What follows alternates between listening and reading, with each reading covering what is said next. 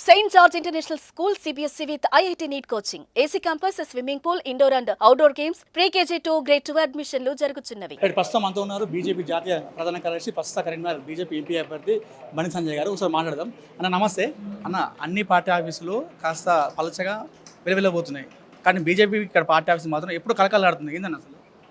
ఇప్పుడని కాదు, ఎప్పుడైనా BJP office కలకలాడుతుంది. ఈ దేశం నరేంద్ర మోడీ గారి నేతృత్వంలో ఏ విధంగా కలకలాడుతుందో భారతీయ జనతా పార్టీ ఒక్క కరీంనగర్ కార్యాలయమే కాదు, దేశంలో అన్ని కార్యాలయాలు కూడా కలకలాడుతున్నాయి. ఎందుకంటే ప్రజలందరూ కూడా నరేంద్ర మోడీ గారిని ఆశీర్వదించడానికి సిద్ధంగా ఉన్నారు. నరేంద్ర మోడీ గారిని తిరిగి ప్రధానమంత్రి చేయడానికి సిద్ధంగా ఉన్నారు. కాబట్టి కార్యకర్తలు అందరూ ఉత్సాహంగా పనిచేస్తున్నారు, చాలా ప్లాన్ ప్రకారం పనిచేస్తున్నారు. కాబట్టి ప్రజలు కూడా పూర్తి స్థాయిలో మద్దతు తెలుపుతున్నారు. ఇలా వారు వన్ సైడ్ అన్న విధంగా ఇవాళ ఎన్నికల ఇవాళ మన పోటీ జరగబోతున్నది. కాబట్టి అందుకే కార్యకర్తలు చూస్తున్నారు. మోడీ గారు రేపు రాబోతున్నారు, సభ ఏర్పాటు ఎలా జరుగుతుంది? రేపు ఉదయం కామన్గా బహిరంగ సభలు అంటే ఉదయం 11 గంటలకు, లేకుంటే సాయంత్రం 5 గంటలకు, ఇప్పుడు రాత్రి ఉంటాయి.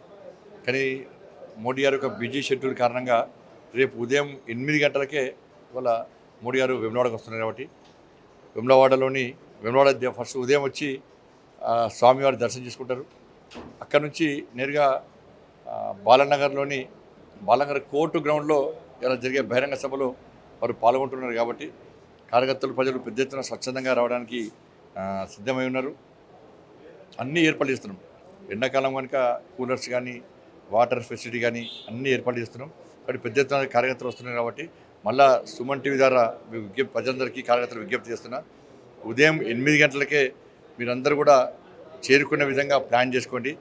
ఎందుకంటే నరేంద్ర మోడీ గారు అంత బిజీ షెడ్యూల్ ఉన్నప్పుడు కూడా మన కరీంనగర్ పార్లమెంట్ నియోజకవర్గానికి సమయం ఇచ్చారు. వారిని వేములవాడకు రావాలని చెప్పి మనం ఆహ్వానించడం జరిగింది. ఎందుకంటే స్వామివారి ఆశీర్వాదం తీసుకోవాలని చెప్పి వారికి రిక్వెస్ట్ చేయడం జరిగింది. అందుకే స్వామివారి ఆశీర్వాదం తీసుకొని, వేములవాడ రాజన్న ఆశీర్వాదం తీసుకొని మనకు మార్గదర్శనం చేస్తారు. కాబట్టి కార్యకర్తలు ప్రజలందరూ కూడా రేపు ఉదయం 8 గంటలకే వేములవాడలోని బాలనగర్ కోర్టు గ్రౌండ్కు తరలి రావాల్సిందిగా అందరికీ విజ్ఞప్తి చేస్తాను. సభలో ముఖ్యంగా రేపు దేని ఎక్కువ ప్రసంగం దేని గురించి ఉండబోతుంది?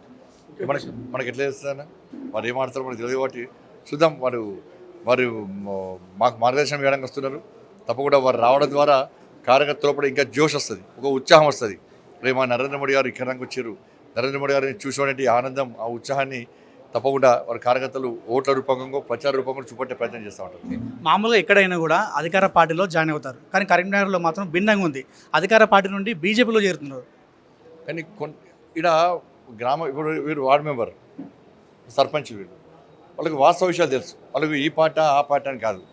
వాళ్ళకి ఏమంటే వాళ్ళకి కావాల్సింది, వాళ్ళు ప్రజలు ఎన్నుకున్నప్పుడు దేనికోసం ఎన్నుకున్నారు? ప్రజలు గ్రామాన్ని అభివృద్ధి చేయాలి, మా సమస్యలు పరిష్కరించాలని చెప్పి ఆలోచనతో వాళ్ళు ఎన్నికల్లో గెలిచారు. ప్రజలు ఓట్లేసి గెలిపించారు. గెలిచిన తర్వాత సహకరించాల్సిన ప్రభుత్వాలు సహకరించకుండా ఇవాళ ఇబ్బంది పడితే వాళ్ళు రేపు ప్రజలు తలెత్తుకుని ఎట్లా తిరుగుతారు? ఇవాళ తెలంగాణ రాష్ట్రంలో సర్పంచులు, ఉప సర్పంచులు, వార్డు మెంబర్లు, ఎంపీటీసీలు, ఎంపీపీలు అందరూ కూడా అప్పుల పాలైనంటే దానికి కారకులు ఎవరు? పాలకులే. కానీ నరేంద్ర మోడీ గారు దాని భిన్నంగా వాళ్ళు 14th ఫైనాన్స్ కానీ, 15th ఫైనాన్స్ కానీ రకరకాల అన్ని నిధులు కూడా కేంద్ర ప్రభుత్వం ఇస్తుంది. ఇవాళ సంక్షేమ పథకాలు కూడా కేంద్ర ప్రభుత్వం ఇస్తున్నది. డైరెక్ట్ నేరుగా గ్రామ పంచాయతీ నిధులు ఇస్తే రాష్ట్ర ముఖ్యమంత్రి, అప్పుడున్న ముఖ్యమంత్రి అడ్డుకునే ప్రయత్నం చేసింది, దారి మలిచే ప్రయత్నం చేశాడు. ఇటువంటి బస్సులో ఇవాళ బీఆర్ఎస్ పార్టీ సర్పంచ్ కానీ, కాంగ్రెస్ పార్టీ సర్పంచ్ కానీ, ఏ సర్పంచ్ అయినా కూడా ఇలా మోడీ గారి యొక్క సహకారం వల్ల, కేంద్ర ప్రభుత్వం సహకారం వల్ల ఇంతో అంతో తలెత్తుకొని తిరుగుతున్నాం. లేకుంటే చాలా ఇబ్బందులుగా ఎదుర్కొనేటువంటి పరిస్థితి మాది ఉండే అని చెప్పి భావిస్తున్నారు. కాబట్టి వాళ్ళందరూ మోడీ గారు తిరిగి ప్రధానమంత్రి కావాల్సిందే. గ్రామాలు అభివృద్ధి జరగాలంటే, నగరాలు అభివృద్ధి జరగాలంటే, చిట్టవరకు దేశం అభివృద్ధి జరగాలంటే, తెలంగాణ రాష్ట్రం అభివృద్ధి జరగాలంటే నరేంద్ర మోడీ గారు ప్రధానమంత్రి కావాల్సిందే, అయి తీరా అని చెప్పి ప్రజలందరూ ఆలోచిస్తారు. కాబట్టి ఆ సంకల్పంలో పాల్గొనడానికి ఇవాళ అందరూ కూడా భారతీయ జనతా పార్టీ చేరుతా ఉన్నారు. ప్రచారంలో భాగంగా ముఖ్యమంత్రి రేవంత్ రెడ్డి, కేసీఆర్ రాబోతున్నారు కరీంనగర్కి. ఇప్పుడు వాళ్ళ భాష, వాళ్ళ వ్యవహారాలు చూసినాక ప్రజలు వాళ్ళని నమ్మే స్థితిలో లేరు. అంటే కాంగ్రెస్ పార్టీ 6 గ్యారంటీలు ఇస్తా అని చెప్పి 6 గ్యారంటీల పేరు చెప్పి 100 రోజులు అమలు చేస్తానని మోసం చేసింది. బీఆర్ఎస్ పార్టీ ఏ విధంగా 10 సంవత్సరాలు తెలంగాణ రాష్ట్రాన్ని సర్వనాశనం చేసిందో, పేదోళ్ళ బతుకులు ఎట్లా నాశనం చేసిందో, కేవలం పేదోళ్ళ బతుకులు నాశనం చేసిందో, వాళ్ళ కుటుంబం మాత్రం బాగుపడ్డది. కాబట్టి ఇటువంటి బస్సులో వాళ్ళు చెప్తే ప్రజలు వినే స్థితిలో లేరు. ఇవి దేశానికి సంబంధించిన ఎన్నికలు, దేశ ప్రధానాన్ని నిర్ణయించే ఎన్నికలు. ప్రధానమంత్రి అభ్యర్థులు లేరు. ఎందుకు లేరంటే దేశాన్ని రక్షించాలనేటువంటి ఆలోచన ఉన్న వ్యక్తులు వాళ్ళ పార్టీలు లేరు, దేశాన్ని అభివృద్ధి చేసే ఆలోచన ఉన్న వ్యక్తుల వాళ్ళ పార్టీలు లేరు. కాబట్టి ప్రధానమంత్రి అభ్యర్థి కరివాడు. ప్రధానమంత్రి అభ్యర్థి వాళ్ళకి లేనప్పుడు ఏ విధంగా ఓట్లు వేస్తాం? కాబట్టి నరేంద్ర మోడీ గారు దేశాన్ని రక్షింపబడాలంటే నరేంద్ర మోడీ గారు కావాల్సిందే. కాబట్టి అటువంటి విషయంలో తప్పకుండా మేము వార్ వన్ సైడ్ అన్న విధంగా ఇలా తెలంగాణ ఈ కరీంనగర్ పార్లమెంట్లో మేము భారతీయ జనతా పార్టీకి ఓటు వేయడానికి ప్రజలు సిద్ధంగా ఉన్నారు. వాళ్ళు ఎన్ని కుయుక్తులు కలిగినా వాళ్ళిద్దరు కూడా సెకండ్ ప్లేస్ కోసం పోటీ పడుతున్నారు. మేము సెకండ్ అంటే మేము సెకండ్ పోటీ పడే ప్రయత్నం చేస్తున్నారు తప్ప గెలిచేటువంటి అవకాశాలు వాళ్ళకి లేవు. అది కూడా వాళ్ళకి తెలుసు. మీ మీద మాట్లాడకుండా కూడా మాట్లాడినట్టుగా ఫేక్ ఆడియోలు బయట ప్రచారం చేస్తున్నారు. అసలు దానిపైన మీరు ఈ బండి సంజయ్ ఏందో ప్రజలకు తెలుసు. కాబట్టి అవన్నీ ఇక్కడ చర్చ జరుగుతుంది, ఎక్కడ చర్చ జరుగుతలేదు. అది వాళ్ళకే నష్టం. అది కాబట్టి ఆకాశం మీద ఉమ్మేస్తే ఏమైతే వాళ్ళ మీద పడుతుంది.